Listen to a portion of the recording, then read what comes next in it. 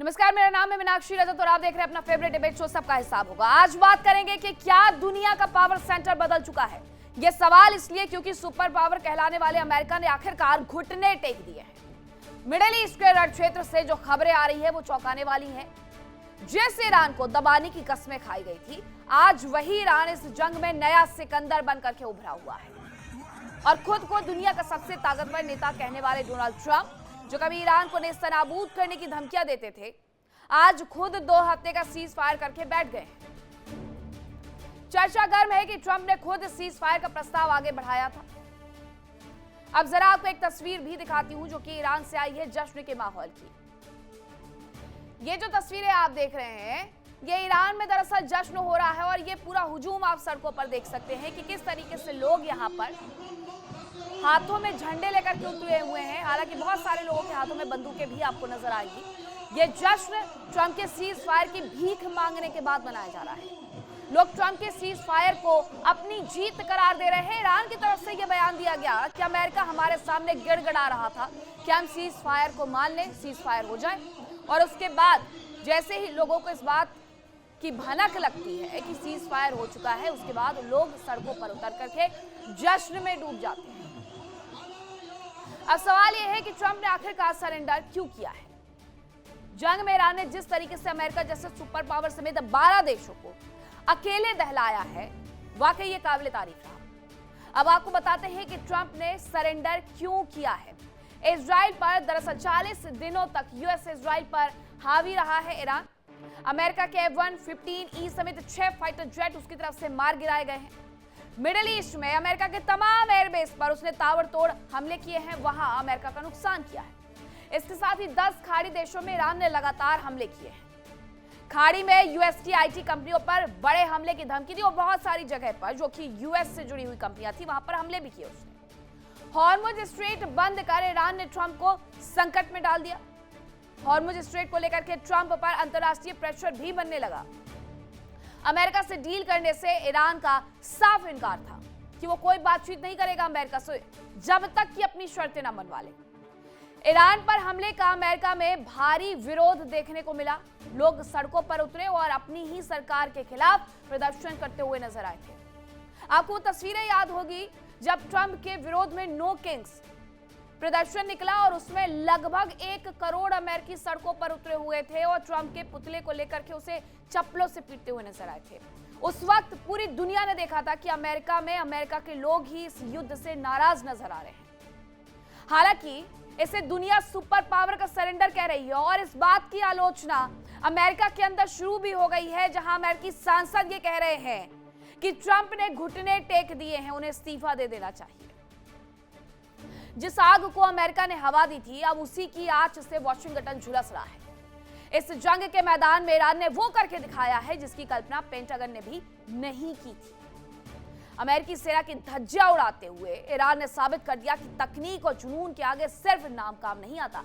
बार बार CIA की तरफ से यह कहा गया था कि यह उचित वक्त नहीं है अमेरिका के द्वारा हमला ईरान पर करने का, बावजूद इसके ट्रंप ने नहीं सुनी और उसके बाद मुंह की खानी पड़ी है।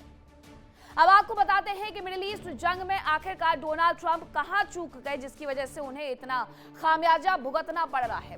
अति आत्मविश्वास उन्हें ले डूबा है। नेतन्याहू ने भी उन्हें फंसा दिया है। वो ईरान की ताकत को नहीं समझ पाए। उन्हें लगा कि ये वेनेजुएला है, ये ईरान की ताकत को समझ नहीं पाए। वेनेजुएला समझ करके हमला कर दिया कि वेनेजुएला जैसी ही ताकत होगी थोड़े वक्त में ही ये भी घुटने टेक देंगे, लेकिन इन्होंने उल्टा ईरानियों ने खदेड़ के मारा है। कोई साथ नहीं आया, चिल्लाते रह गए हॉर्मुज के मुद्दे पर कि दुनिया साथ है, दुनिया साथ है। दुनिया ने आईना दिखाया और कहा ये युद्ध आपका है, ये गलती आपकी, आप ही भुगतान करेंगे। प्रेशर बनाया गया दुनिया की तरफ से। ब्रिटिश पीएम कीर स्टारमर ने अलग ही 35 देशों की मीटिंग बुला ली। दूसरी तरफ इनका यह आकलन पूरी तरीके से गलत साबित हुआ है कि बस ये युद्ध 10-15 दिन चलेगा और उसके बाद समाप्त हो जाएगा, ऐसा क्योंकि हुआ नहीं। खाड़ी के पानी से लेकर के रेगिस्तान की धूल तक अमेरिकी रडार ईरान की मिसाइलों को रोकने में नाकामयाब साबित हुए हैं। ईरान ने अमेरिका के उस घमंड को तोड़ दिया है। उनकी सेना अजेय है। आज तेहरान की गलियों में जीत का जज्बा है। ईरान ने न केवल अपनी सरहदों की रक्षा की है, बल्कि पूरे मिडिल ईस्ट में अमेरिका के वर्चस्व को चुनौती देकर के खुद को एक नई वैश्विक शक्ति के रूप में स्थापित कर लिया है। ईरान जंग में ट्रंप का कौन कौन सा एजेंडा फेल हुआ है वो भी जरा जान लीजिए। आखिरकार उन्हें हासिल क्या हुआ है। ईरान में रिजीम चेंज करवाने का जो अभियान उनकी तरफ से चलाया गया था उसमें उन्हें मुंह की खानी पड़ी है। न्यूक्लियर प्रोग्राम पर नकेल कसने के लिए अमेरिका निकला हुआ था ईरान में, उसमें भी वो नाकाम रहे। ईरान की मिसाइलों पर लगाम लगाने की बड़ी बड़ी बातें कही गई थी ट्रंप और नेतन्याहू की तरफ से, उसमें भी वो नाकाम रहे हैं। ईरान की सेना का खात्मा करेंगे ये भी कहा गया, उसमें भी वो नाकाम रहे हैं। हॉर्मुज स्ट्रेट पर ट्रंप का एजेंडा पूरी तरीके से नाकाम रहा है, बल्कि उसमें फायदा ईरान का हुआ। ईरान ने पूरी दुनिया के सामने ताल ठोकते हुए ये कह दिया है कि यहां से जो भी गुजरेगा उसका हिसाब ईरान करेगा, उससे टोल वो वसूलेगा। कारगिल द्वीप पर कब्जे की कोशिश अमेरिका के द्वारा की गई, उसमें वो नाकामयाब रहे। ईरान में विद्रोह का प्लान अमेरिका ने बनाया, लेकिन उसमें भी मुंह की खानी पड़ गई। ईरान के तेल पर कंट्रोल अमेरिका चाहता था, लेकिन वहां पर भी नाकाम रहा। मिडिल ईस्ट में अमेरिका का जो सैन्य वर्चस्व है वो पूरी तरीके से टूट गया है। 40 दिनों की जंग में ट्रंप का गुरूर चकनाचूर हो गया है। क्या ये वाकई अमेरिका के युग का अंत है? क्या ट्रंप का झुकना एक नई विश्व व्यवस्था की शुरुआत है? ईरान ने जो आईना दिखाया कि सोचा था वेनेजुएला है झुक जाएगा, ईरान ने ये नहीं करके एक बड़ा संदेश दे दिया है कि अमेरिका जैसी सुपर पावर को भी घुटनों पर लाया जा सकता है, और वो घुटनों पर आए हैं। आज इसी पर डिबेट के लिए हमारे साथ खास पैनल जुड़ा है, उनसे रूबरू करवाऊंगी, लेकिन उसके पहले एक छोटी सी रिपोर्ट देखिए।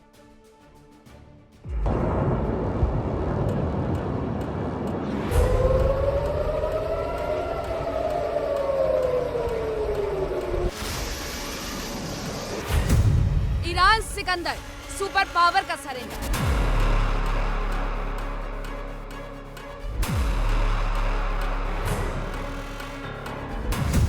ट्रंप का गुरूर gone, cease fire on.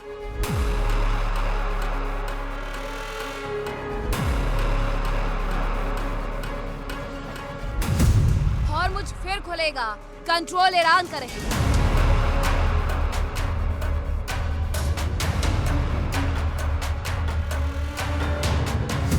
Trump ने घुटने टेका, मुस्तफा की ताकत से चौंका।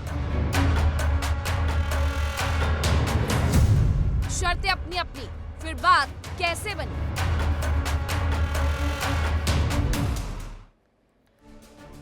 अब इसीलिए आज की डिबेट का ये बड़ा सवाल है कि क्या ईरान युद्ध में सीज फायर करके ट्रंप की साख को धक्का पहुंचा है? बिल्कुल पहुंचा है। अब इसी में करेंगे चर्चा की शुरुआत। कौन कौन से मेहमान मेरे साथ जुड़ रहे हैं आपका परिचय करवाती हूँ। मेरे साथ जुड़ रहे हैं मेजर जनरल अनुज माथुर, रक्षा विशेषज्ञ हैं, ब्रिगेडियर राजन जामवाल, रक्षा विशेषज्ञ हैं, ग्रुप कैप्टन आशीष सहाय जी इजराइल समर्थक भी है, और अब्बास रिजवी जी ईरान मामलों के जानकार हैं। अहमद मस्ती खान वरिष्ठ पत्रकार है, अमेरिका से मेरे साथ जुड़ रहे हैं। अहमद मस्ती खान जी, सबसे पहले आप ही से मैं समझना चाहूंगी कि अमेरिका को घुटनों पर आखिरकार क्यों आना पड़ा? इतना ज्यादा नुकसान ईरान की तरफ से कर दिया गया क्या? जी देखें, इनको रियलाइजेशन हुई कि इनको इस्तेमाल किया जा रहा है। अमेरिकन को ये गालिबन ये समझ गए कि हमें बुरी तरह इस्तेमाल किया जा रहा है, क्योंकि ये तो इनका जंग इनके उस पर था ही नहीं। आपको इल्म है कि ट्रंप का जो था America first, make America great again, इसके पॉलिसी में ये जंग नहीं थी, जंग की बात तो थी नहीं। और फिर इसको जो है नेतन्याहू साहब ने, देखें ये जो जब से ईरान में जो आयतुल्ला आए उस वक्त से ही जितने भी इजराइल के प्राइम मिनिस्टर अमेरिका आए, सबने ही अमेरिकन सदर से ये कहा कि भाई ईरान को बॉम्ब करना है, ईरान को मारना है। और हर एक सदर ने उनकी ये बात रद्द की, हर एक सदर ने, चाहे ओबामा हो, चाहे बुश हो, चाहे जो भी आए। लेकिन ये साहब को जो है उन्होंने लाड़े लप्पे दे दिए कि भाई नहीं, ये 3-4 दिन में जो है आयतुल्ला की हुकूमत सारी ख़त्म हो जाएगी, हमारा थ्रेट ख़त्म हो जाएगा, और आपको जो है तेल, सबके ज़्यादा तेल आपको मिलेगा अमेरिका को। तो ये जो है तेल के लालच में वहाँ चला गया, उनके बातों में आ गया। फिर जब इसने देखा कि भाई ये तो ईरान जो है ये तो कोई वेनेजुएला नहीं है, ये तो काफ़ी मजबूत कौम है और ये लड़ रहे हैं और ये ऐसे नहीं, हम नहीं जीत सकते हैं। तो अब फिर उन्होंने, आपने देख लिया कि कल ही के दिन ये था कि भाई हम इसको जो है पूरी सकाफत को ख़त्म कर देंगे, पूरी सकाफत मर जाएगी, तहज़ीब मर जाएगा। फिर बाद में जो है किसके कहने पे, और मज़े के खेज़ बात तो ये है कि किसके कहने पे इन्होंने पीस किया, वो अपने ही नौकर जो हैं, जो ख़ास इनके चेले हैं, पाकिस्तान, जो इन्हीं के इमदाद से चलता है, IMF के, और इन्हीं ने उनको बनाया है। उन पाकिस्तान के फ़ौज को किसने बनाया? इन्हीं ने तो बनाया है। फिर उन्होंने कहा भाई इनके कहने पे जो है हमने बातचीत हो गई है और हमारा हमारा मामला तय हो रहा है। अच्छी बात है कि अगर ये हो रहा है, लेकिन मेरी थोड़ी सी एक चीज़ है कि मेरी ख्वाहिश थी कि ये चीज़ इंडिया करता, इंडिया बेहतर था इस चीज़ के लिए, क्योंकि इंडिया किसी का गुलाम नहीं था, वो किसी के जो है चेले नहीं हैं, उनका अपना एक इंडिपेंडेंट पॉलिसी है। मुझे समझ नहीं आया कि क्यों इंडिया इस मामले में आगे नहीं आया। बहुत शुक्रिया। हाँ, क्योंकि दलाली के लिए उन्हें पैसा बहुत सारा मिल रहा है, और ये तो हमारे विदेश मंत्री एस जयशंकर की तरफ से मेजर जनरल अनुज माथुर कह भी दिया गया था। अब देखिए, एक प्रधानमंत्री जो खुद ट्वीट नहीं कर पाता है, उसे ट्वीट की लाइंस तक लिख करके अमेरिका भेजता है कि आखिरकार आपको क्या लिख करके इसे सबमिट करना है ऑन सोशल मीडिया, ताकि आप पूरी दुनिया को ये दिखा सके कि पाकिस्तान इसमें किस तरीके से रहनुमा बनकर के उभरा है, उसने सीज फायर करवा दिया। अरे पाकिस्तान अपने यहाँ पर आतंकी हमले नहीं रोक पाता है, दूसरे के घर पर क्या शांति करवाएगा? जय हिंद मीनाक्षी। देखिए, मैं आपको एक बात बताता हूँ, एक दो तीन चीजें मैं आपसे सहमत नहीं हूँ। एक बात मैं ये बता सकता हूँ, पाकिस्तान खुद एक लड़ाई में घुसा हुआ है। अफगानिस्तान से उसका युद्ध लगातार चल रहा है। उनके रक्षा मंत्री कह रहे हैं कि हम खुली जंग में उनके साथ हैं। वो क्या किसी के साथ करवाएगा? देखिए, ये वही चीज हो रही है जो अर्ली 70s में हेनरी किसिंजर ने, जब चाइना के साथ इनका इश्यू हुआ था, तब किया। पाकिस्तान को इस्तेमाल किया जा रहा है, फुल स्टॉप। और पाकिस्तान को जो उनके रक्षा मंत्री ने कहा था, जो वो क्या किस प्रकार से उनको हैंडल करता है अमेरिका, उसी चीज का उन्होंने एक और नमूना दिया है, और उसी पेपर की तरह उनको इस्तेमाल किया जा रहा है। ये बात बिल्कुल अपने दिमाग से ये बात मानने की आपको जरूरत पड़ेगी। ये पाकिस्तान का इनिशिएटिव नहीं है, जैसा कि अहमर भाई कह रहे हैं, ये पाकिस्तान को इस्तेमाल किया गया है, पहली बात। दूसरी बात, मैं आपको एक दो चीजें बताना चाहता हूं। देखिए, हम ये बात हर बार इस बात को भूलते हैं। मैं एक मिलिट्री माइंड की तरह से आपको कहना चाह रहा हूं, किसी की साइड में नहीं हूं, किसी की बात में नहीं कर रहा हूं, लेकिन अगर 40 दिन के युद्ध में 6 एयरक्राफ्ट अमेरिका के गिरे, जिनमें से 4 एक्सीडेंटली गिरे हैं उनके अपने, अगर 40 दिन के लड़ाई में अगर आपके देश के ऊपर 17,000 बार अमेरिका ने हवाई जहाजों से हमला किया और उसमें 2 हवाई जहाज गिर गए, तो ये कोई कोई it is not a matter at all Meenakshi. हम इसको ऐसा बना रहे हैं कि 2 हवाई जहाज गिर गए, इसका मतलब अमेरिका टूट के बिखर गया। भैया, अमेरिका युद्ध हार गया? Come on, that is not the way. आप देखें कितना नुकसान किसका हुआ है। लेकिन मैं ये पूरी तरह मानता हूं कि अमेरिका का गुरूर टूटा है। ये बात मैंने कल भी आपके चैनल पे कही थी कि अमेरिका का जो सुपर पावर का टैग है, जो उनका सुपर पावर का ऑरा है, वो फारस की खाड़ी में डूब चुका है। ये बिल्कुल क्लियर है। लेकिन युद्ध में अमेरिका हारा नहीं है, ये बात मैं आपको फिर बोला, कल भी मैंने कहा था, फिर बोल रहा हूं, क्योंकि ये जो जिस तरीके से आप देखते हैं, ये एक कॉन्सेप्ट है। और वो कॉन्सेप्ट ये था कि अगर अमेरिका आउटराइट जीत नहीं रहा तो उसकी हार मानी जाएगी, और अगर ईरान आउटराइट हार नहीं रहा तो उसकी जीत मानी जाएगी। आज आप देखिए ईरान में कितना नुकसान हुआ है, अरबों खरबों का नुकसान ईरान का हो चुका है। हर जगह उनको परेशान, उनके ब्रिज तोड़ दिए, उनके इंफ्रास्ट्रक्चर पर हमले हुए। कितनी अमेरिका की 13 सोल्जर्स मारे गए हैं ईरान के, क्योंकि आपको पता नहीं है, क्योंकि खबरें वहां से नहीं आ रही हैं। 3,000 तो वो मान रहे हैं, कितने और होंगे वो आप सोचिए। 13 ज्यादा है या 3,000 ज्यादा है? फिर जब आप ये बात करेंगे कौन जीत रहा है, कौन भारी है, कौन कम है, तो आप क्या 13 को ज्यादा मानेंगे या 3,000 को? तो ये मिलिटरीली अगर आप देखना चाहती हैं, तो मेरा ये मानना है मीनाक्षी कि ये कहना कि अमेरिका हार गया, बुरी तरह से परास्त हो गया, वो गलत है। मिलिटरीली अमेरिका का पलड़ा निश्चित रूप से भारी रहा है। लेकिन जो मैंने बात आपको बताई, ये नोशन है कि जब आप ऐसे एसिमेट्रिक एनवायरनमेंट में होते हैं और जो कमजोर राष्ट्र होता है उसको अगर छोटी सी भी सफलता मिल जाती है तो वो बहुत बड़ी जीत की तरह निकल करके सामने आती है। और जो राष्ट्र है उसका अगर एक भी जहाज गिर जाता है तो उसको इतना बड़ा इशू बना दिया जाता है कि अमेरिका तो डूब गया।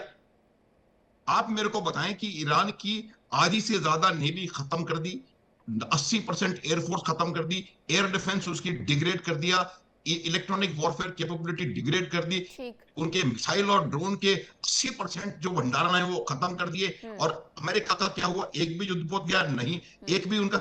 आप ये तो मिलिटरीली इस बात को हमको समझने की आवश्यकता है। दूसरी बात यह गुरूर उनका गया, उनको किस प्रकार से पूरी अंतरराष्ट्रीय तरीके से हद झेलनी पड़ी वो गई। और जो जो बातें शुरुआत में ईरान के साथ बातचीत चल रही थी उससे लोअर लेवल पे आकर के अब खड़े हो गए। जो जो बात आप ईरान आज के जो अमेरिका शुरू किया था, उन्होंने न्यूक्लियर करना, ये करना, रिजीम चेंज, कुछ भी उनको हासिल नहीं हुआ। और क्या हो गया कि जो अंतरराष्ट्रीय एक जल मार्ग था, जो किसी को भी उसके ऊपर ना उसको बाधित करने का, ना उसके ऊपर आधिपत्य जमाने का हक है, वो जल मार्ग और उन्होंने बंद कर दिया। और पूरी दुनिया को उन्होंने होस्टेज बना के रखा हुआ है। मैं इसको आर्थिक आतंकवाद कहता हूं। ये आतंकवाद है कि आप पूरी दुनिया को होस्टेज बना लें क्योंकि आपका अमेरिका के साथ युद्ध चल रहा है। तो ये मेरा मानना है नहीं, कि अब तो अमेरिका भी उन्हीं के साथ जाकर के खड़ा है ना कि वो मदद करने वाले हैं उन्हें, कि आप $2 मिलियन वसूल लीजिए, और अमेरिका खुद मदद करने वाला है। मैंने यही कहा आपको कि यही कहा कि अमेरिका की इस इस तरीके से हार है। लेकिन मिलिटरीली में जो आपको बता रहा हूं कि हमने 6 एयरक्राफ्ट गिर गए तो हम अमेरिका को बहुत नुकसान, सर, ये आपने बात बहुत आपको अच्छा समझनी है। कंपैरिजन किया, लेकिन मैं इस पर ब्रिगेडियर राजन जामवाल आपसे भी ये जानना चाहूंगी कि आखिरकार अमेरिका पीछे क्यों हटा? अमेरिका पीछे हटेगा तो घुटने टेकना ही उससे माना जाएगा, उसके पीछे हटने की क्या बड़ी वजह रही होगी? देखिए, जनरल माथुर ने बिल्कुल सही डेफिनेशन दी है कि जो ताकतवर होता है वो अगर आधा कदम पीछे हटता है, चाहे वो लॉजिस्टिक गैप ले रहा है, हाँ। उसको उसकी हार माना जा रहा है। तो इस बात में मैं बिल्कुल उनके साथ हूं, और मैं इसमें भी यकीन रखता हूं कि जो हुआ वो अच्छा हुआ, जो हो रहा है वो भी अच्छा हो रहा है। इस दुनिया को ना ट्रंप जैसा आदमी चाहिए था, ना इस दुनिया को ईरान जैसा फेनेटिक रजीम चाहिए था। अच्छा हो रहा है जो दुनिया के लिए। दोनों मतलब गिर रहे हैं, जा रहे हैं। बहुत टाइम लगेगा ईरान को रिपेयर करने के लिए। जहां तक युद्ध विराम की बात आती है, मेरे को नहीं लगता ये युद्ध का विराम हुआ है। अमेरिका ने जरूर सेसेशन करी है, पर आज में युद्ध विराम अनाउंस होने के बाद भी इजराइल ने हमले किए हैं, लेबनान पे हमले किए हैं, and I am sure Iran भी अभी जवाब देगा। जहां तक यूएस का सवाल है, मैं इसको एक लॉजिस्टिक गैप की तरह देख रहे हैं। आपने WWF इंटरनेशनल बॉक्सिंग देखी है ना, 3 मिनट का राउंड, उसके बाद 1 मिनट का वो ब्रेक लेते हैं सांस लेने के लिए। आप उसको इस समझ का ब्रेक चाहिए। This is not the end. मैंने कल भी आपके चैनल पे बोला था कि cost of going back for US is many times bigger than the cost of continuing the war. $1 billion per day, उसको कोई फर्क नहीं पड़ता। पीछे जाने की कीमत ट्रिलियंस ऑफ डॉलर्स में है। मतलब पूरा पेट्रो डॉलर सिस्टम खत्म, पूरा मिडिल ईस्ट खाली करो, वो ट्रिलियंस ऑफ डॉलर्स में कॉस्ट है। तो पीछे जाने का सवाल ही नहीं पैदा होता। शर्तें जो अमेरिका की हैं वो ईरान नहीं मानेगा, जो ईरान की हैं वो अमेरिका नहीं मानेगा। मिड पॉइंट नजर नहीं आता। अभी हम आते हैं पाकिस्तान के ऊपर। खबरें यहां भी आ रही हैं कि डील एक्चुअली चाइना ने प्रेशर डाला है ईरान को कि टेम्पररी मान जाओ, नहीं तो मर जाओगे। जहां तक पाकिस्तान का सवाल है, पाकिस्तान को अभी तक मैसेंजर और मीडिएटर के अंदर अंतर समझाना, मतलब उनको शायद समझ नहीं आ रहा। वो एक मैसेंजर को मीडिएटर समझ रहे हैं। मीडिएटर अलग चीज होती है, मैसेंजर अलग चीज होती है। उन्होंने खाली डिमांड्स एक दूसरे को दी हैं जो ऑलरेडी इंटरनेट पे थी। मतलब वो उनसे कागज लेकर देने की जरूरत नहीं, ऑलरेडी सारे चैनल दोनों की डिमांड्स ओपनली डिस्प्ले कर रहे थे। तो एक्चुअली वो मैसेंजर भी, मतलब उसको आप ऑफिशियल मैसेंजर बोल सकते हैं। मीडिएटर वो होता है जिसका दोनों पे भरोसा हो। जहां ऐसा मैसेंजर है जिसका ऊपर दोनों का भरोसा नहीं है, दोनों ये कह रहे हैं कि कभी भी यार इसका तो पता नहीं कब मुखौटा बदल सकता है। तीसरी चीज, यूएस इजराइल ईरान के सिवाय भी इसमें और भी देश शामिल है। सबसे बड़ा सऊदी अरेबिया और यूएई। आप इनको इक्वेशन में नहीं ले रहे हो। जहां तक बोलते हैं कि इजराइल ने यूएस को जंग में धकेला, जंग में धकेलने के लिए खाली इजराइल नहीं था, उसमें बहुत बड़ा रोल, जो रिपोर्ट्स आई हैं, इवन सऊदी अरेबिया का था। सऊदी अरेबिया का ईरान से कंपटीशन रहा है मुस्लिम वर्ल्ड का मतलब बादशाह बनने के लिए या एक नई दिशा देने के लिए, जब तक ये प्रेजेंट रजीम है ईरान का, ये नहीं हो सकता था, ये नहीं हो सकता था। अभी एक्चुअली बिहाइंड द टॉक्स बात जो ईरान के साथ और जेडी वेंस वगैरह आएंगे, वो औपचारिक बात करेंगे अगर आएंगे तो, अभी भी मैं तो बोल रहा हूं। असली बात Israel, Saudi Arabia, UAE, America, इनके बीच में होगी। और ये बात किस चीज पे होगी? फाइनेंस कैसे करना है, युद्ध छोड़ने की कीमत क्या है, क्या क्या हुआ, ये अगर फिर ईरान बना, ये फिर इजराइल बोलेगा, फिर हouthi आएंगे, फिर हमास आएंगे, ये फिर हमारे लोगों को उठाएंगे, फिर बच्चों को ओवन में डालेंगे, फिर ये सब होगा गंद, हम कब तक सहन करेंगे? ये बातें इजराइल की तरफ से आएंगी। सऊदी अरेबिया बोलेगा ये हूथी फिर हमारे, हम जैसे उन्होंने मिसाइलें हमारे ऑयल रिफाइनरीज में फायर करी, फिर करे, उसका क्या हल होगा? कोई भी कीमत हो जाए, इनको एक बार में खत्म करो, जो कीमत है हम देने को तैयार है। अभी बहुत कुछ होना है। अभी आपने एक छोटा लॉजिस्टिक पार्क देखा है, उसी में खुश हो रहे हैं आदित्य। अनफॉर्चुनेटली किसी एक चैनल का भी एक भी रिपोर्टर आज ईरान में नहीं है। तो जो फोटोज आ रही हैं ये करके, या जो प्रेस रिलीज आ रही हैं, वो अब सरकारी एजेंसीज ईरान की जो है आपको फीड कर रही हैं, उसी के बेस पे सारी रिपोर्टिंग चल रही है। एंड आप देखते जाइए आगे क्या होता है। आप भी यही हैं, हम भी यही हैं। अभी अभी आपको आगे पता लग जाएगा कि आने वाले समय में ये क्या रूप ले रहा है। बिल्कुल, अमेरिका का ये सीज फायर आखिरकार कितने दिन तक टिकने वाला है? ग्रुप कैप्टन आशीष सहाय जी, आपसे मेरा सवाल यही रहने वाला है कि अगर अमेरिका पीछे हट गया है, हालांकि अमेरिका की तरफ से भी ये कह दिया गया है कि ईरान गिड़गिड़ा रहा था, जो अभी पीट हेग्सेट की प्रेस कॉन्फ्रेंस रही उस दौरान उन्होंने ये कहा, ईरान ने भी यही कहा, तो दोनों देश अपने हिसाब से तो इससे कहीं ना कहीं कैश करने की कोशिश जरूर करेंगे कि हमने उन्हें झुका दिया, उन्होंने हमें नहीं झुकाया है। लेकिन इन सब के बीच में क्या ये सीज फायर इजराइल की वजह से पूरी तरीके से हो पाएगा? क्योंकि इजराइल तो ये कह रहा है कि वो लेबनान पर बिल्कुल नहीं रुकने वाला, और लेबनान पर स्ट्राइक उसकी अभी भी चल रही है, जबकि प्रॉक्सी पर स्ट्राइक को रोकने की मांग ईरान ने अपनी 10 सूत्रीय शर्तों में रख दिया है। मीनाक्षी, आज अमेरिका में जब सवेरा हो रहा है अभी, और जब ट्रंप साहब को ये ब्रीफ किया जाएगा कि इजराइल के प्राइम मिनिस्टर ने, इजरायली प्रीमियर ने ब्लैक एंड व्हाइट में बोला है कि Lebanon is not a part of this cease fire deal, तो चीजें बदलेंगी। क्योंकि ये जो एडिशनल स्ट्राइक्स लेबनान पे, हिजबुल्लाह पे, बेरूत, सदर्न बेरूत लेबनान में होगा, उसके बदले में ईरान की जो अंडरस्टैंडिंग है, उन्होंने एक स्टेटमेंट दिया है कि नहीं, ये सारी लड़ाइयों को रोकने का एक डील हो रहा था। मतलब इस इलाके की सारी लड़ाइयां, इस युद्ध की वो बात कर रहे थे। और पाकिस्तान ने एक मिडिल पाथ बोला है, उन्होंने बोला है कि नहीं, Lebanon was a part of this cease fire deal.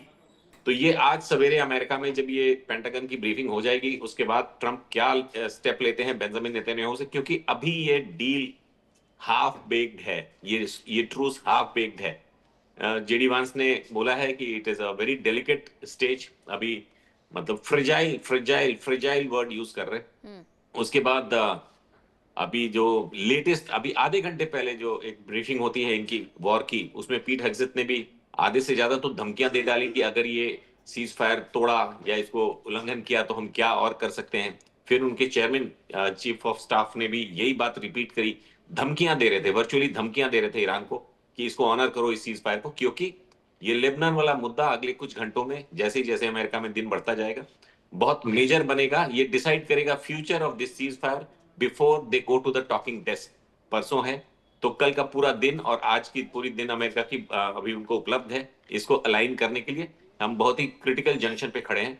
No one knows कि ये सीज फायर इफेक्टिव होगा या नहीं होगा। अभी even now after 12 hours it is a little too early. Lebanon का मुद्दा सॉल्व होना पड़ेगा, number one. Number two, to plug in the gaps between your assessment and other panelist.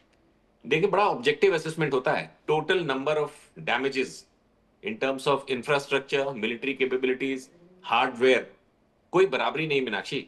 जो यूएस फोर्सेस और आईडीएफ ने ईरान को धक्का पहुंचाया है in terms of hardware, infra, space programmes, missile programmes, industrial development plans, bridges, और उसके बदले में ईरान ने जो पहुंचाया है धक्का अमेरिकन फोर्सेस को, कोई बराबरी नहीं है। तो आई रियली वंडर, दुनिया में एक बहुत वास्ट मेजॉरिटी मीडिया का for very known reasons biased reporting करता है। I am not talking about this channel, I am talking about the western media. पूरा इंग्लैंड, पूरा यूरोप, आधे से ज्यादा अमेरिका बहुत ही प्रो ईरान एनालिसिस करता है, जबकि एकदम it is, we are missing the elephant in the room. Militarily इस युद्ध में America has succeeded, they have not won. They have succeeded, they have not won. क्योंकि विक्ट्री नजरिए के हिसाब से होती है, सक्सेस मेजरेबल है कि किसका कितना लॉस हुआ। अमेरिका ने इस युद्ध में ईरान को 10 से 15 साल पीछे छोड़ दिया है। उनके डेवलपमेंट में बहुत पैसे और बहुत एफर्ट और बहुत वक्त लगेगा, इस बात को समझना पड़ेगा। एक टैक्टिकल एरर उन्होंने किया है, उन्होंने एक पाकिस्तान जैसे देश को, जिसकी कोई वक्त नहीं होनी चाहिए थी, उसको इस लूप में लिया Sir, है। you are totally wrong here. Okay, let me You are finish. totally wrong. Okay, I honor your opinion. तो Yes, इसमें sir. उन्होंने ये जो I live Pakistan in the को, United States. The media is owned by the Zionists. What can you say, sir? This is totally wrong. I mean, you are not on the right track. okay, I think I reasonably monitor your CNN primarily, and then I go to the next side of Fox News, and then New York All Times of them, and Wall Street. almost all of them are pro-Israel. All sir. the All of them. analysis, sir, with due regard, all the analysis of your media is showing that America has done blunders. They have lost repute. They have lost the war. Please Hindi Yeah. में, please Hindi में। हाँ, तो जी जी, जी जी जी। तो सारी media America की एक तरफ से, एक्सेप्ट फॉक्स न्यूज और उनके 2 एसोसिएट चैनल्स, पूरी मीडिया अमेरिका को और दुनिया को ये बताना चाह रही है, including the print media, New York times, wall street journal, Washington post, सब एक रस में बता रहे हैं कि ईरान की जीत है, ईरान ने कैसे अमेरिका को खत्म कर दिया, अमेरिका की कैसे ह्यूमिलिएशन हो गई। ये anybody can just draw these information, ये सारी ऑनलाइन उपलब्ध है सर। तो मैं वापस आ रहा था कि जी। पाकिस्तान को इस डील का हिस्सा बना के अमेरिका ने एक टैक्टिकल ब्लंडर किया, क्योंकि पाकिस्तान को तो यहां तक नहीं पता है कि जॉइंट स्टेटमेंट आनी चाहिए थी। अगर ट्रंप के पास ये मौका है कि वो सबसे पहले कुछ बताने की कोशिश करते हैं, सुबह सुबह लिख दिया कि सीज फायर होगा सब्जेक्ट टू, मीनाक्षी, प्रेसिडेंट कहता है the deal is subject to Iran opening the strait. इसका मतलब वो डील, वो सीज फायर नहीं हुआ है। एक क्लॉज है जिसमें subjectivity, it is subject to, कि मतलब तुम खोलोगे तब ये सीज फायर होगा। तो उसमें कोई स्टार्टिंग टाइम नहीं दिया हाँ। कि आज दोपहर 12 बजे से सीज फायर शुरू होगा या इमीडिएट इफेक्ट से शुरू होगा, क्योंकि अभी तो उसमें एक क्लॉज था जिसको ईरान से एग्री करना था। और इस सारे बार्गेन में ईरान ने बहुत ही कनिंगली, बहुत ही चालाकी के साथ एक ऐसे एरिया पे अपना दावा ठोका है कि वहां से हम वो पैसे लेंगे या हम उसको कंट्रोल करेंगे।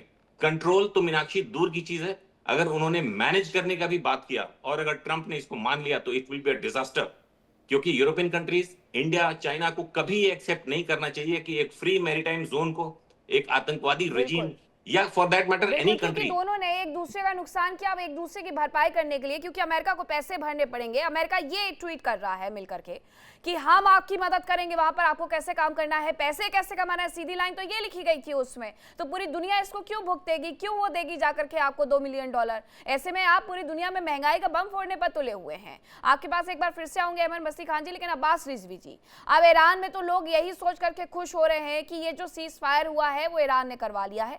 हर देश अपने हिसाब से बताने का प्रयास करेगा, ठीक भी है, लेकिन अभी स्थिति क्या है? क्या बातचीत के बाद किसी तरीके का कोई हल निकलेगा? क्योंकि ईरान ने तो वही पुरानी 10 सूत्रीय मांगे रखी है, कुछ नया थोड़ी रखा है। अमेरिका अब क्यों मानेगा जब तब नहीं माना?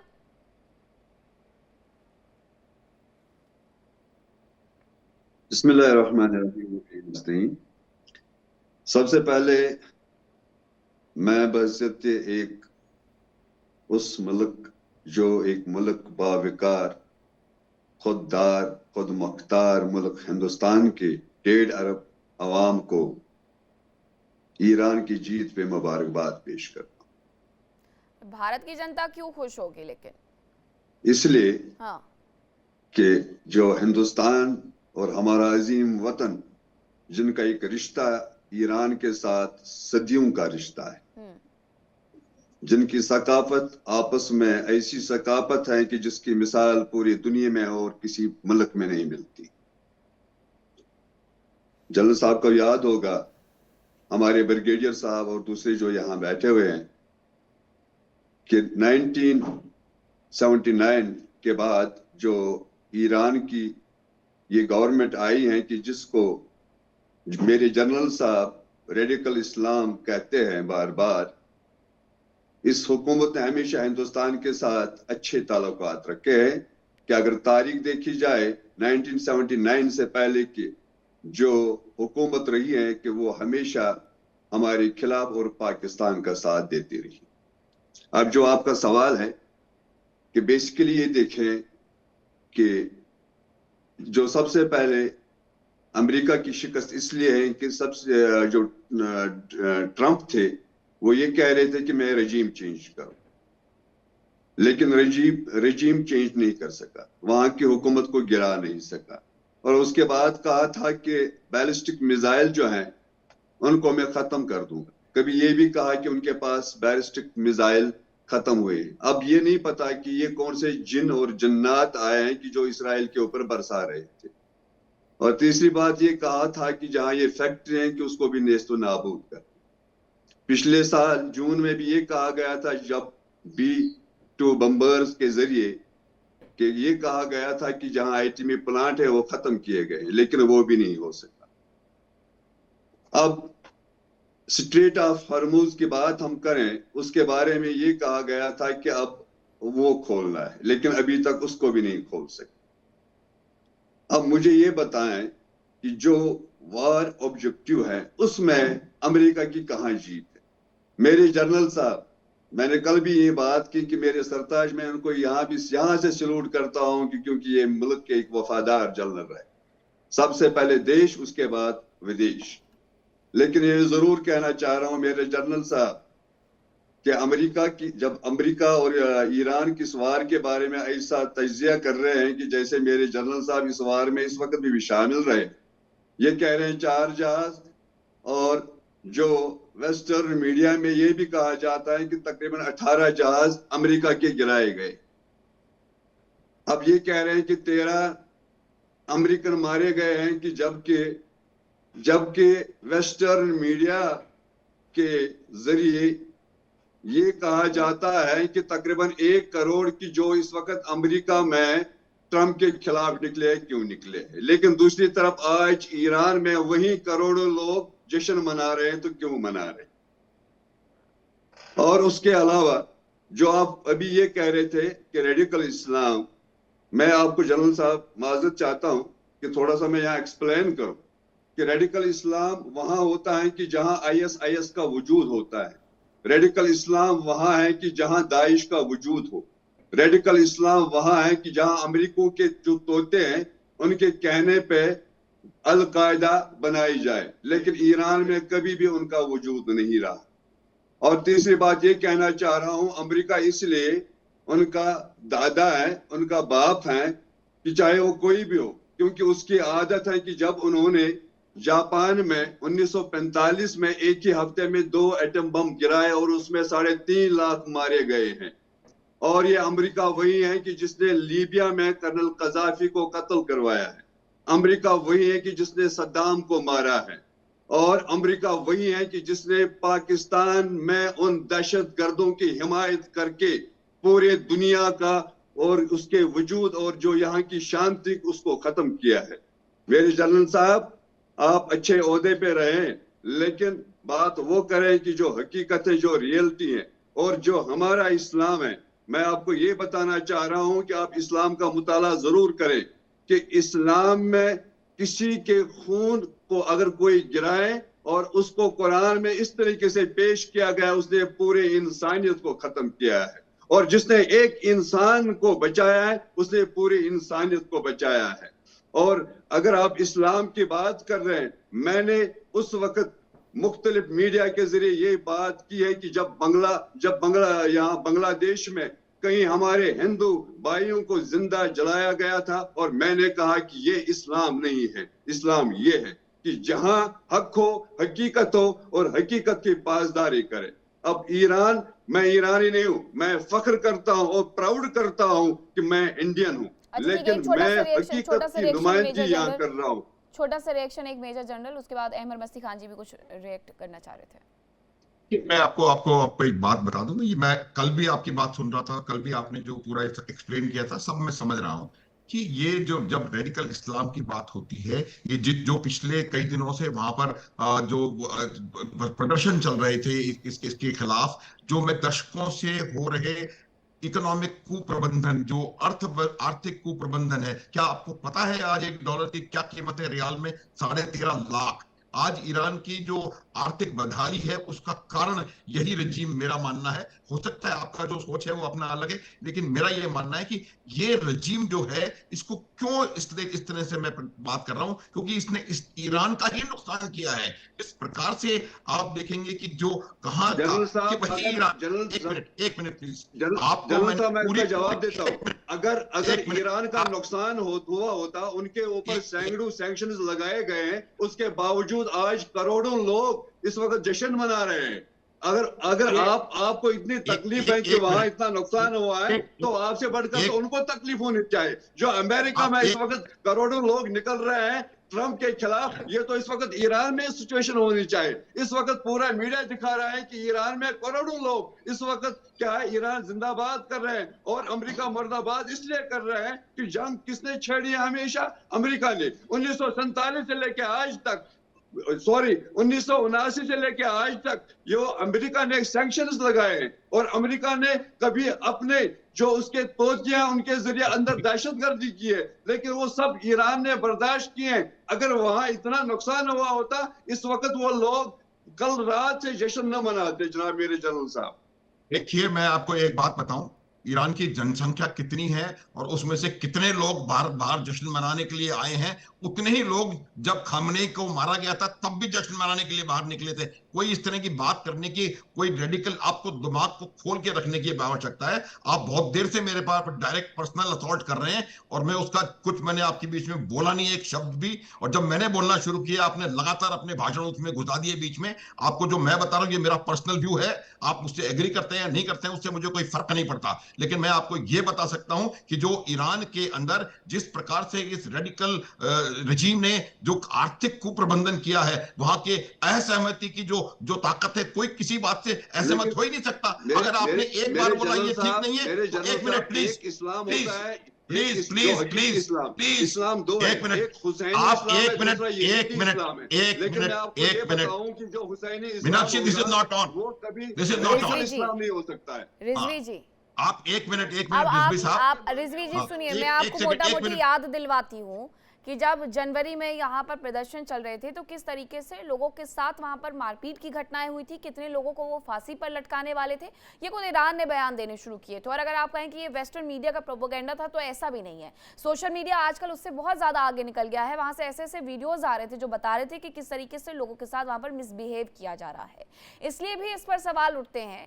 बहुत सारे लोग थे जो ये कह रहे थे कि वो चाहते हैं कि वहाँ पर सत्ता परिवर्तन हो, रिजीम चेंज हो। किस तरीके से सिगरेट से पोस्टर जलाने की वीडियो सामने आए थे, तो वो तमाम चीजें भी तो इस बात को ख्याल में रखनी चाहिए ना हमें कि क्यों वहां पर लोग इस तरीके से तंग आ गए थे कि सिगरेट से पोस्टर जलाने लग गए। इस्लाम तो ये भी नहीं कहता कि आपको ऐसा करना चाहिए।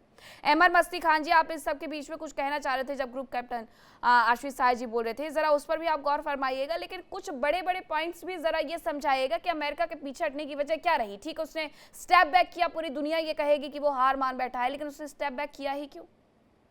देखें, जंगों में सिर्फ मिलिट्री जीत नहीं होती है, पॉलिटिकल भी एक एंगल होता है, मॉरल भी होता है, साइकोलॉजिकल भी होता है।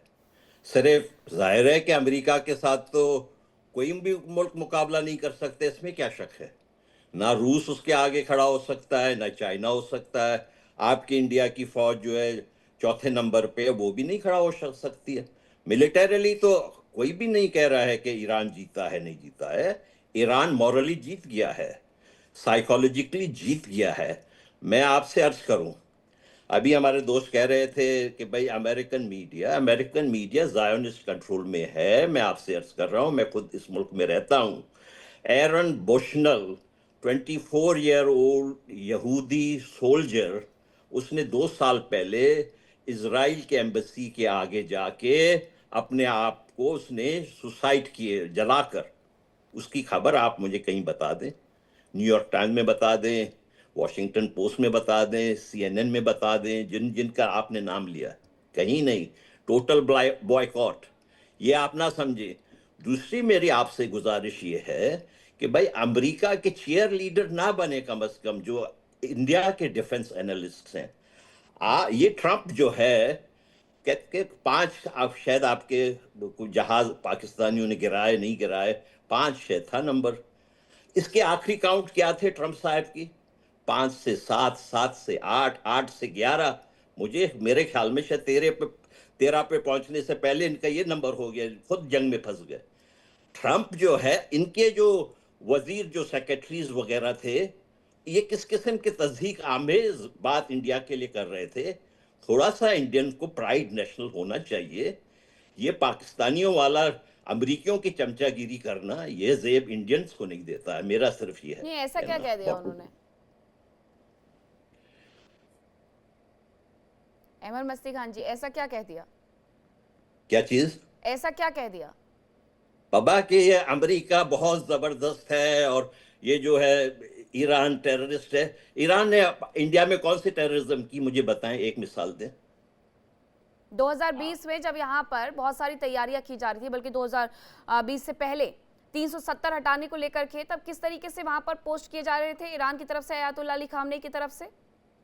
क्या हुआ था मुझे बताएं, मुझे समझ नहीं आया क्या आया। वो कश्मीर में लोगों को सीधे सीधे भड़का रहे थे कि आपसे आपका अधिकार छीना जा रहा है, मुस्लिमों के साथ गलत तरीके से व्यवहार किया जा रहा है। कोई क्यों बर्दाश्त करेगा?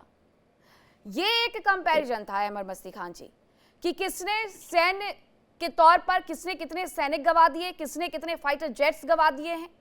अब अगर अमेरिका तो फिर मैं हटा, देखा, फिर मैं ट्रंप की बात पे यकीन करूंगा। हाँ। फिर मैं कहूंगा कि पाकिस्तान ने इंडिया के 13 जहाज गिरा दिए। ऐसी बात ना किया एक बात बताइए कि नहीं, थोड़ी सी ईमानदारी रखें। सुनिए, आप लोगों में देखें, मुसलमानों से नफरत ज्यादा लगती है। नहीं, इस्लाम से और मुसलमानों से इतनी नफरत नहीं होनी चाहिए। किसी को कोई नफरत नहीं है, ये आप गलत बात कह रहे हैं अहमद मस्ती खान जी। भारत में जितना मुसलमान खुश है, वो शायद वो ईरान में रह करके भी खुश नहीं होगा। ये बात मैं यहाँ पर गारंटी से लेकर के दे सकती हूँ। ये बहुत बकवास की बात है कि अगर कोई कहता है कि भारत में मुसलमान ना तो सुरक्षित या मुसलमान खुश नहीं है। मैं आपको एक स्कैनिंग दिखाती हूँ, मैं आपको बताती हूँ कि क्यों इस तरीके से उनकी तरफ से कहा गया है। आप मुझे ये बताइए, आप एक पॉइंट टेबल खुद तैयार करिए और आप मुझे बताइए कि अमेरिका को ज्यादा नुकसान हुआ है या ईरान को ज्यादा नुकसान हुआ है। मैं तो खुद कह रही हूं कि अमेरिका हार गया, पीछे हट गया, और वो इसीलिए ये कहा जाता है क्योंकि जब एक बड़ा देश बैकआउट करता है तो उसके पीछे की वजह जानना सबसे जरूरी हो जाता है। मैं आपसे वजह पूछ रही हूं, आप वो बताइए। मुसलमानों को टारगेट ना करें इस तरह से। किसने किया सर? बहुत बड़ी तादाद है मुसलमानों के आपके मुल्क में। अहमद मस्ती खान जी, नहीं, ये नफरत मैं देख रहा हूँ। नहीं, अहमद मस्ती खान जी, आप ये भटकाने वाले और भड़काऊ चीजें बोल रहे हैं। बिल्कुल नहीं, कतई नहीं, बिल्कुल नहीं। अब्बास रिजवी जी मेरे साथ बैठे हुए हैं, मैं इस बात को कतई बर्दाश्त नहीं करूंगी। मैं इस बात को कतई बर्दाश्त नहीं करूंगी। मेरे आसपास जिस ऑफिस में मैं काम करती हूँ, वहां पर भी ऐसे बहुत सारे लोग हैं। ये गलत बात है, ये गलत बात है। ये अमेरिका नहीं है, ये भारत है। यहाँ सबको बराबर का अधिकार दिया जाता है। ये अमेरिका नहीं है जहां पर यह कहा जाता है कि इस्लामिक आतंकवाद को खत्म कर दिया जाएगा। ये बहुत गलत बात है आपकी, ये बात बर्दाश्त नहीं की जाएगी। आप हमारे मेहमान हैं, ठीक है, मैं इज्जत करती हूं, लेकिन इज्जत और दो चीजें एक अलग होती है। कि अगर आप ये कहें कि यहाँ भारत में मुसलमानों के साथ दोगला व्यवहार हो रहा है तो कतई नहीं। ईरान में क्यों हो रहा था, जरा ये बताइए मुझे। ईरान में क्यों चुन चुन करके लोगों को मारा जा रहा था? फिर ऐसी तंग नजरी ना दिखाए, इंडिया के लिए अच्छी नहीं है ये। इंडिया तंग नजरी पे मुझे नहीं लगता, मुझे नहीं लगता। सुनिए, इंडिया सेक्युलर है। सुनिए, मुझे लगता है कि ये अमेरिका की तरफ से ये बयान स्वीकार नहीं किए जाएंगे। अब्बास रिजवी जी, ना गलत बात कर रहे हैं आप, गलत बात कर रहे हैं आप। वहां पर बैठ करके यहाँ पर भड़काऊ भाषण मत दीजिए, ये मुझे बिल्कुल बर्दाश्त नहीं होगा। अमेरिका के चेले के तौर पे बात बिल्कुल नहीं। अमेरिका के चेले होंगे पाकिस्तान, अमेरिका के चेले हो गया ईरान, जो उनकी बातों पर, उनकी शर्तों पर आकर के टिक गया है। अगर दोनों में इतनी दम था तो आपस में लड़ते रहते, पूरी दुनिया को फंसा करके अब शांति के दूत बन रहे हैं। पूरी दुनिया पर अब टैक्स लगाएंगे और उसके बाद हमें बताएंगे कि कौन किसके साथ क्या व्यवहार कर रहा है। क्यों अमेरिका गया था वहां पर? अमेरिका को अगर मुसलमानों से इतना प्रेम है तो पाकिस्तान को नचाता है, ईरान को मारता है। क्यों करता है भाई ऐसा? ये गलत बयानबाजी कर रहे हैं। यहाँ पर इस तरीके की ना तो कोई चीज होती है, ना हमारे प्रधानमंत्री की तरफ से कभी कोई बयान दिया गया। इस देश में प्रधानमंत्री आने के बाद, सुनिए, 2014 के बाद जितना विकास किया गया, सिर्फ इस केंद्रीय बजट की मैं आपको बता सकती हूँ कि सिर्फ इस केंद्रीय बजट में एक बड़ा हिस्सा मुसलमानों के लिए सुरक्षित रखा गया है। मैं इस बात की आपको कोई इजाजत नहीं दूंगी कि आप मेरे मंच का इस्तेमाल करें और हमारे ही देश में भड़काऊ बयानबाजी करें। बिल्कुल नहीं, कतई नहीं। अब्बास रिजवी जी, अगर इस पूरे मामले में किसी तरफ से कुछ भी बयानबाजी हुई है तो हमेशा भारत की तरफ से यह कहा गया कि वो ईरान के साथ खड़ा हुआ है। इसमें हिंदू मुसलमान और ये तमाम एंगल डाल देना, ये अपने आप में बहुत बड़ी गलती है। बेसिकली बात यह है कि हमारे जो अमेरिका से जो मेहमान हैं, ये तो बेसिक आई डोंट नो, मतलब मेरे ख्याल में कि ये भी शायद पाकिस्तान के हैं, लेकिन जो मैंने उनकी मोहब्बत हिंदुस्तान के बारे में कहीं डिबेटों में देखी है, मैं तो इनको सल्यूट करता हूं। तो बहरहाल जो आपने अभी ये बात की है कि ईरान में ऐसे हुआ है यहाँ की, मतलब जैसे कि 370 यहाँ टूटा है, तो ईरान ने उस वक्त इंडिया के उस मौक़िफ़ की मुखालफत की, लेकिन मेरे पास ऐसा कोई स्टेटमेंट नहीं है। फर्स्ट, सेकेंडरी, और जितने भी यहाँ डिबेट में सारी चीजें होती हैं रिजवी जी, आप इनकार कर सकते हैं, लेकिन हर एक चीज इंटरनेट पर आज के टाइम पर मौजूद होती है। आप प्लीज तुरंत से सर्च करिए और उसके बाद मेरी बात का जवाब दीजिएगा। अगर आपको टाइम चाहिए इस पर बोलने के लिए तो मैं अभी आपको टाइम देती हूँ। जी मीनाक्षी जी, मैं भी बात करना चाहता हूँ। अब आपको 1994 में जब OIC का इजलास हुआ था, जिसमें जो ऑर्गेनाइजेशन इस्लामिक कॉन्फ्रेंस जो है, तो उसमें वाहिद एक ईरान है कि जिसने उस वक्त इंडिया के मौक़िफ़ की हमायत की है, जो इंडिया का मौक़िफ़ रहा है। उस वक्त एक वाहिद सिंगल ईरान है कि जिसने इंडिया की हमायत की है, और हमें उस चीज को भी देखना है। और मैंने पहले ही भी ये अर्ज किया है कि हमें जो ईरान और इंडिया के दरमियान जो रिलेशन है उसको मजबूत करने की कोशिश की है। हत्ता कि मैं समझता हूं कि आपके और मेरे कहने से फॉरेन पॉलिसी नहीं बनते हैं, बल्कि वहां वो लोग बैठते हैं, उनको सबसे पहले अपने नेशन के बारे में सोचना है। इजराइल के साथ जो ताल्लुकात है इंडिया के, हम नहीं कहते हैं कि उनके ताल्लुकात न हो, लेकिन हमें उन मुल्कों के साथ साथ जरूरी है कि ईरान को भी हमें इग्नोर नहीं करना चाहे। और हमेशा मैं एक चीज कहना चाहता हूँ यार, देखिए मैं एक चीज कहना चाहता हूँ कि ईरान की पॉलिसी कश्मीर पे गलत थी। आयतुल्लाह की पॉलिसी कश्मीर पे जो है पाकिस्तान का साथ देना, वो गलत था, उसमें कोई शक नहीं है। लेकिन इसका मतलब ये नहीं है कि अगर अमेरिका जो है मजलूम वहां पे अवाम के ऊपर बमबारी करे तो हम कहेंगे कि अमेरिका सही है। ये गलत है जी। देखिए, हर एक चीज सही और गलत होता है। ईरान ने कश्मीर के ऊपर उनकी पॉलिसी सही नहीं रही है, इसमें कोई शक नहीं है। लेकिन इसका क्या मतलब ये हो गया कि अब जब अमेरिका उन पे हमला कर रहे हैं तो हम तालियां बजाएं?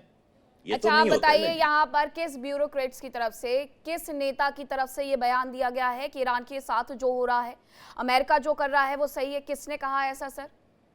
नहीं सर, मैं ये नहीं कह रहा हूं मीनाक्षी जी। मैंने इनके आपके जो एनालिस्ट बैठे हुए हैं, सबके सब अमेरिका के जो है बगल बजा रहे हैं। ये क्या है भाई? सबका अपना एक पॉइंट हो सकता है। अहमद जी, जैसे आपका एक पॉइंट है, आपके लिए अमेरिका की हार हुई है, ये आपका पॉइंट है।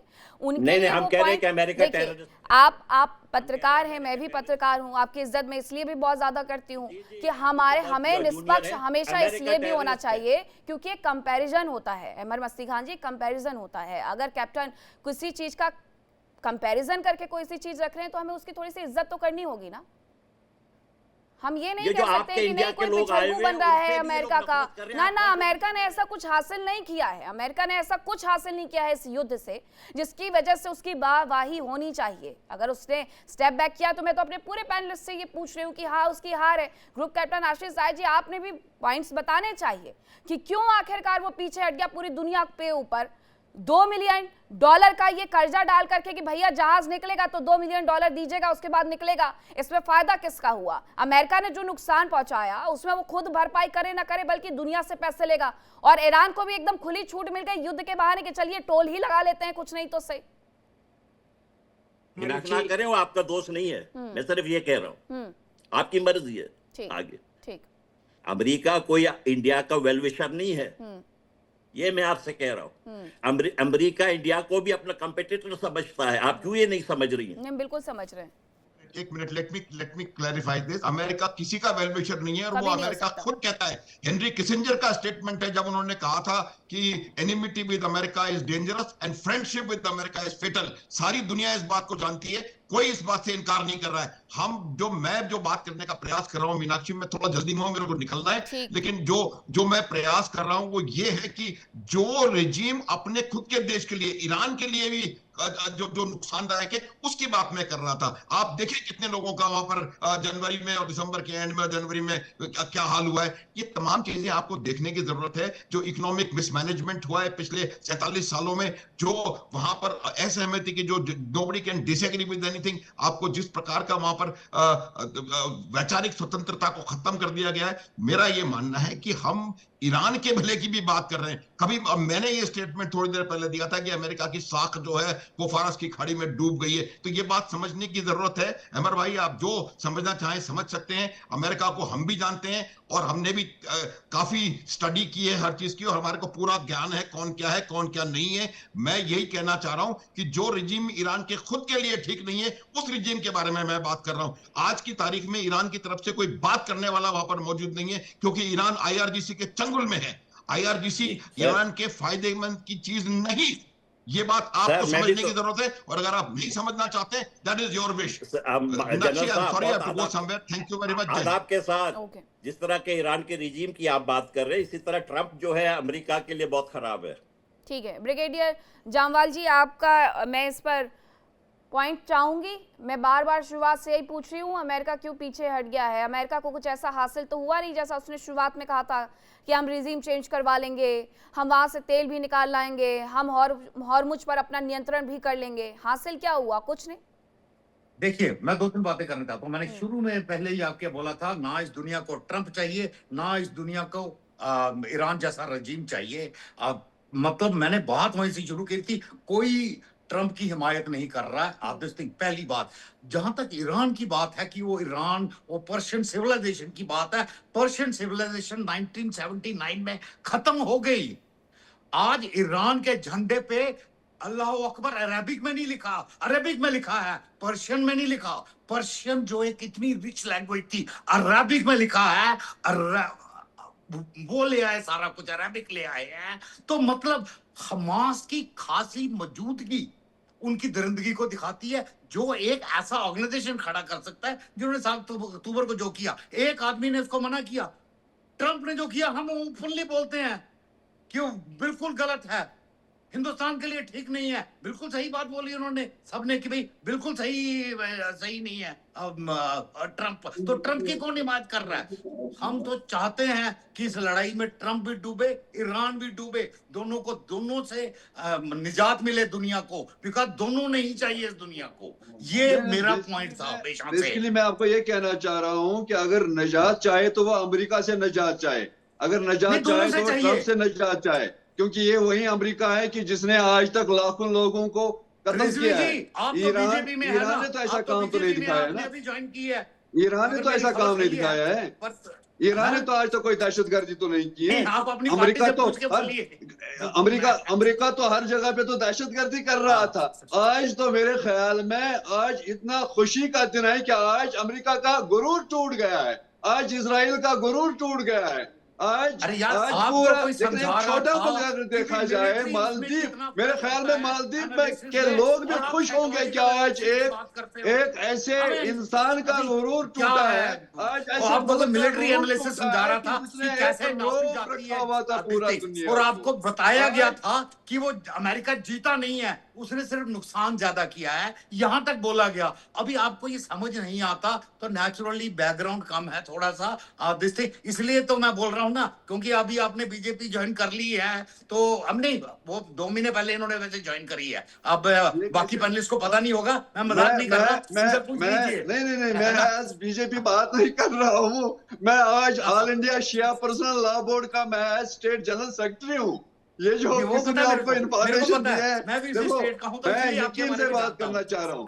मैं इस यहाँ नहीं बीजेपी का है और न किसी पार्टी का है, लेकिन मैं आपको यहाँ रियलिटी है। अगर आप पूरे दुनिया के लोगों से पूछें, वो यही कहेंगे कि आज हम खुश हैं क्योंकि अमेरिका रुसवा हो गया है, इजराइल रुसवा हो गया है। ऑब्जेक्टिव एनालिसिस की एक ऑब्जेक्टिव एनालिसिस क्या होता है, किसका कितना नुकसान हुआ। किसी ने नहीं बोला अमेरिका जीत गया, हमने बोला अमेरिका ने ज्यादा नुकसान किया और कई गुना ज्यादा नुकसान किया। देखिए, और जंग में क्या होता है, जैसे नॉर्मल लड़ाई में होता है, आपकी ताकत दूसरे को कितनी तकलीफ दे सकते हैं उससे नहीं नापी जाती, आप कितनी तकलीफ सह सकते हैं, ये भी एक बड़ा मौका होता है। इसमें अगर आप बोलते कि तकलीफ सहने की काबिलियत ईरान में ज्यादा है, मैं आपके साथ सहमत हूं कि उसने ज्यादा तकलीफ सही है। आप समझ रहे हो ना, ये भी एक नापदंड होता है कि कौन सा देश ज्यादा जंग, हाँ किस वजह से वो तकलीफ सह रहा है, वो वजह पता होनी चाहिए। एक होता है पब्लिक प्रेशर की वजह से, ईरान में ऐसा नहीं है कि उसने अगर तकलीफ सही है पब्लिक प्रेशर की वजह से नहीं, क्योंकि रजीम पब्लिक को प्रेशर में रखता है, उठने नहीं देता। अमेरिका में सिर्फ एक मतलब वो है कि जो चाहे जो आदमी बोल सकता है। क्या आप ईरान के बारे में बोल सकते हो कि जो आदमी चाहे सड़क पे आके किसी को भी बोल सकता है? तो जब हम ईरान के ब्रिगेडियर खिलाफ साहब, हैं, ब्रिगेडियर साहब, मेरे ख्याल में जो हमारी जो यहाँ जो होस्ट है मीनाक्षी जी और जितना भी पैनल है, इन जब हालात ठीक होंगे तो हम ही सबों को ईरान जाना चाहे और फिर देखना चाहे थे रियलिटी क्या है क्या नहीं है। अगर उसके बरक्स मैंने कुछ कहा होगा तो उस वक्त मैं अपने आप को कहूंगा भाई मुझे आइंदा किसी डिबेट में शामिल नहीं होना रिजवी चाहिए। जी, आप भी तो यहीं पर बैठ करके बता रहे हैं, आप कौन सा ईरान में बैठ करके बता रहे हैं? सोशल मीडिया के वक्त पर भी वहां तक का सफर तय करना पड़ेगा। नहीं, मेरा भी कांटेक्ट है जाहिर तौर, मैं जो मेरे वहाँ स्टूडेंट्स पढ़ रहे हैं, नहीं, मैं ऐसे यहाँ कांटेक्ट कॉलेज नहीं, में ऐसे तो प्रिंसिपल जम्मू हूँ। कश्मीर के तमाम ऐसे बच्चे थे जो वहां पर पढ़ने के लिए गए हुए थे, मेडिकल की पढ़ाई कर रहे थे, जिनका रेस्क्यू किया गया, जिन्हें भारत वापस लाया गया। उन तमाम लोगों से हमारे चैनल ने भी बातचीत की है, उनकी तरफ से भी बताया गया कि क्या कुछ वहां पर हो रहा था। ठीक है, अच्छी बात है, खड़े होना चाहिए, किसी के साथ गलत होता है बहुत अच्छी बात है, और ये दम भी सिर्फ भारत रखता है कि अगर किसी के साथ गलत हो रहा है तो कम से कम खुल करके खड़े तो हो जाते हैं। ग्रुप कैप्टन आशीष सही बात कर रहे हैं, सही बात फरमा रहे हैं आप, क्योंकि मैं आपको बताऊं कि हम ही प्राउड है अपने मुल्क के, यहाँ मीडिया है, यहाँ की गवर्नमेंट है, और जो हमारा हमसाया मुल्क है तो आपको पता ही नहीं है वहाँ की मतलब वहाँ कैसा क्या सलूक किया जा रहा है। और हमें ईश्वर खुदा भगवान से शुक्र करना चाहिए कि हम इस सरजमीन पे रह रहे हैं और हम आजादाना जिंदगी गुजार रहे हैं। मीनाक्षी, मुझे एक बात करने दीजिए, सिर्फ एक बात। मैं अब्बास साहब से मुझे गिला है कि इन्होंने मुझे पाकिस्तान बना दिया। देखिए, हमारा पाकिस्तान से कोई ताल्लुक नहीं है। पाकिस्तान हमारे ऊपर जो है काबिज किया हुआ है, हम पाकिस्तान से लड़ रहे हैं, हमारे हर रोज लोग शहीद हो रहे हैं। और मैं आपसे एक गिला हमें ईरान से भी है कि वो पाकिस्तान के फौज के साथ दे देती है हमारे कत्ल में। ये देखें, ये है। लेकिन हम सिर्फ एक बात साफ साफ कह रहे हैं कि अमेरिका की फौज ने गलत किया है ईरान के ऊपर हमला करके, इसकी हमें मजम्मत करनी चाहिए। हम सिर्फ बावसूल एक बात कर रहे हैं। ठीक, ग्रुप कैप्टन आशीष साय जी, अब 10 तारीख को जब ये मुलाकात होने वाली है, बातचीत होने वाली है, तो क्या ये जो 15 दिन का 2 हफ्ते का शिगुफा छोड़ा गया था, वहां पर टेबल पर ये बातचीत बन जाएगी? क्योंकि वही तमाम बातचीत है जो पहले 3 दौर में हुई थी। मीनाक्षी, अच्छे खासे चांसेस हैं, 25% से ज्यादा मेरे असेसमेंट के हिसाब से, कि परसों की बातचीत नहीं होगी। मैं आज रात की पूरी और कल पूरे दिन की वेट करूंगा इससे पहले कि मैं कोई भी कयास लगाऊं कि बातचीत में क्या होगा। बातचीत में वही 10 ईरान के और 15 अमेरिका के मुद्दे हैं, जिसमें अमेरिका के मुद्दों में से ज्यादातर उन्होंने अचीव कर रखे हैं। Degradation of Iran military power, उनकी मिसाइल प्रोग्राम, उनकी हार्डवेयर सप्लाई करने की क्षमता, उनकी इंडस्ट्रियल क्षमता, और इजराइल या दूसरे देशों तक मार करने की क्षमता, उसको अच्छा खासा डिग्रेड किया। और IRGC जो कि एक दमनकारी और यूरोपियन यूनियन की माने या बहुत देशों की तो एक आतंकवादी संस्था, उसको उन्होंने टॉप से उड़ा दिया है। लेकिन उनकी आइडियोलॉजी तो चेंज नहीं होने वाली। एक रक्त चरित्र शब्द है, वो शायद जब तक दुनिया रहेगी तब तक हमको उससे लड़ते रहना पड़ेगा, क्योंकि वो आइडियोलॉजी चेंज नहीं होगी, चाहे उसको रिप्रेसिव बोले अग्रेसिव। हम ईरान के बारे में कभी गलत नहीं सोचते, ईरान हमारा लॉन्ग टाइम फ्रेंड है, लेकिन हम IRGC की मिलिट्री विंग की बात कर रहे हैं, और उसके साथ उनकी जो आइडियोलॉजी है, जिससे हमास, हुती और हिजबुल्लाह पनपते हैं और दुनिया में जो भी वो करते हैं, ये एक सभ्य डिबेट में एक सभ्य तरीके से बता रहा हूँ। बात करने के तरीके हर आदमी चेंज कर सकता है डिपेंडिंग अपॉन किस प्लेटफॉर्म पे बोल रहा है। तो परसों के मुद्दे एकदम से चेंज नहीं होंगे। अगर वो बात हुई तो हाँ, ये दोनों तरफ से हार्ड बार्गेन्स होंगे, ट्रेड ऑफ्स होंगे। अमेरिका वेस्ट एशियन कंट्रीज को छोड़ देगा, ऐसा नहीं हो सकता। ईरान अपना मिसाइल प्रोग्राम छोड़ देगा, ऐसा नहीं हो सकता। लेकिन हाँ, 450 किलोग्राम यूरेनियम जो एनरिच्ड है, उसके बारे में कुछ मेजर डिसीजंस हो सकते हैं। और हॉर्मुज का मुद्दा, इस पे पूरी दुनिया को फोकस करना पड़ेगा कि ईरान अमेरिका आपस में क्या बात कर रहे हैं। अच्छा, जब सब ये बातें आप कह रहे हैं कि शायद ये बातचीत ना हो, मुझे एक बात और याद आती है, अमर मस्ती खान जी, आप उससे पुष्टि भी करिएगा कि जो प्रेस सचिव है व्हाइट हाउस की, कैरोलिन लेविट, उनकी तरफ से दरअसल ये बयान कहा गया, उनकी तरफ से ये प्रेस जारी की गई थी कि आमने सामने की बातचीत होगी, इस पर विचार चल रहा है। अगर आमने सामने की बातचीत नहीं होगी तो फिर बात बनेगी कैसे? नहीं लगता है कि फ्राइडे के दिन वो जा रहे हैं जेडी वॉन्स, लगता है ऐसे ही है। ठीक है, पाकिस्तान जा रहे हैं फ्राइडे के दिन, देखने में ऐसे ही आ रहा है। हाँ, क्योंकि प्रेस सचिव का ये बयान था कि अभी इस पर हम सोच रहे हैं, विचार कर रहे हैं कि आमने सामने की ये वार्ता होगी या नहीं होगी। बहुत धन्यवाद आप सभी का मेरे साथ जुड़े, इस चर्चा का हिस्सा बने। फिलहाल वक्त एक छोटे से ब्रेक का है, कहीं मत जाएगा। सबकी निगाहें टिकी हुई है 10 अप्रैल को जो शांति वार्ता होने वाली है कि उस पर क्या बातचीत बन जाएगी या ये युद्ध विराम, युद्ध का अंत लेकर के आएगा। फिलहाल वक्त एक छोटे से ब्रेक का, कहीं मत जाएगा। इंडिया डेली अब आपको स्मार्ट टीवी पर भी मौजूद है। इंडिया डेली 24/7 अब इन सभी प्लेटफॉर्म पर लाइव देखें। देखिए इंडिया डेली 24/7 अब आपकी स्मार्ट टीवी पर। इंडिया डेली मौजूद है सभी डिजिटल प्लेटफॉर्म पर लाइव और लगातार। इंडिया डेली 24/7 हर दिन राष्ट्र को समर्पित।